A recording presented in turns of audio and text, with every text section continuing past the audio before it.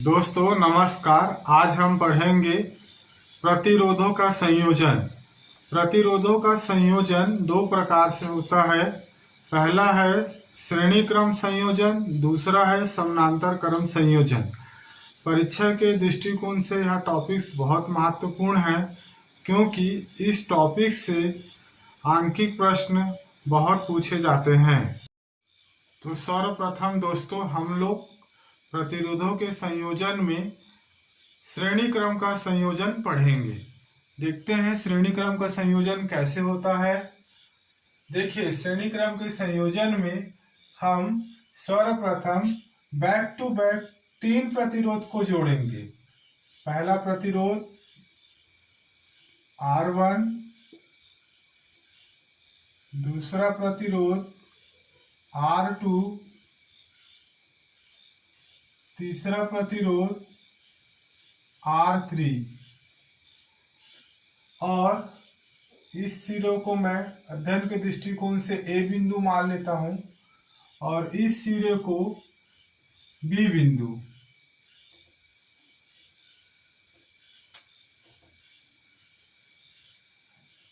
अब A और B के मध्य इनका संबंध मैं एक सेल से कर देता हूं और इनके बीच एक कुंजी के लगा देता हूं।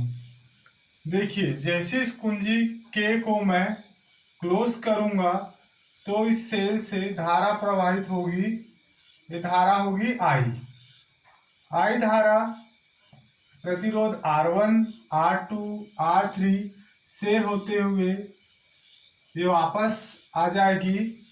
अब जब धारा का प्रवाह एक समान है तो इनके सिरों के बीच जो विभवांतर होगा वो अलग अलग होगा। तो जो पहले प्रतिरोध के लिए विभवांतर होगा वो V1 होगा, दूसरे प्रतिरोध के लिए विभवांतर जो होगा वो V2 होगा और तीसरे प्रतिरोध के लिए विभवांतर होगा वो V3 होगा। देखिए, इसको श्रेणी क्रम संयोजन क्यों कहा जाता है? इसलिए कहा जाता है कि पहले प्रतिरोध का दूसरा सिरा दूसरे प्रतिरोध का पहला सिरे के साथ तथा दूसरे प्रतिरोध के दूसरे सिरे को तीसरे प्रतिरोध के पहले सिरे से जोड़ते हैं और प्रथम प्रतिरोध के पहले सिरे को और तीसरे प्रतिरोध के दूसरे सिरे का संबंध एक विद्युत सोर्स से कर देते हैं। तीन प्रतिरोध R1, R2, R3 श्रेणी क्रम में जुड़े हुए हैं, अतः इनके सिरों के बीच जो विभवांतर होगा उसको लिखूंगा। यदि R1, R2 व R3 श्रेणी क्रम में जोड़े गए हैं,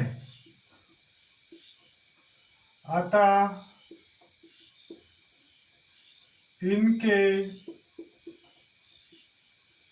सिरों के मध्य विभवांतर, तो जो विभवांतर होगा पहले प्रतिरोध के लिए विभवांतर क्या होगा? ओम्स के नियम अनुसार V1 इक्वल I R1, दूसरे प्रतिरोध के लिए विभवांतर होगा V2 I R2, तीसरे के लिए होगा V3 इक्वल I R3। इसको हम इक्वेशन नंबर या समीकरण नंबर 1 मान लेते हैं। अब A व B के बीच कुल विभवांतर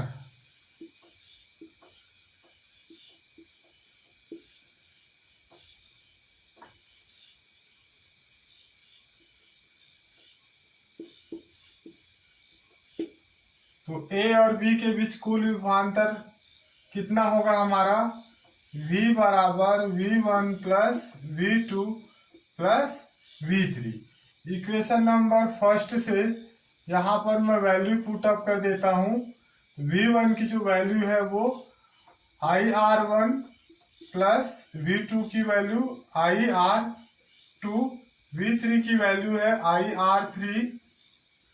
देखिए यहाँ पर V इक्वल I सब में कॉमन आ जाएगा, यह आ जाएगा R1 plus R2 plus R3, या इसको मैं लिख सकता हूँ V अपॉन I को नीचे ले आता हूँ, V upon I equal R1 plus R2 plus R3, equation number 2।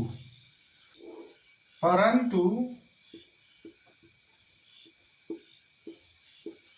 परिपथ में श्रेणी क्रम का तुल्य प्रतिरोध इक्विवेलेंट रेजिस्टेंस, श्रेणी क्रम में इक्विवेलेंट रेजिस्टेंस कितना होगा? V upon I equal RS। ये कहां से आया? ओम्स के नियम अनुसार। इसको मैं दे देता हूं इक्वेशन नंबर 3। अब समीकरण नंबर 2 व 3 से तुलना करेंगे तो देखिए इक्वेशन नंबर 2 क्या है? V upon I equal R1 plus R2 plus R3। समीकरण 3 को देखिए V बटे I इक्वल RS। तो V बटे I दोनों में इक्वल है, इसलिए क्या आ जाएगा हमारे पास? RS equal R1 plus R2 plus R3।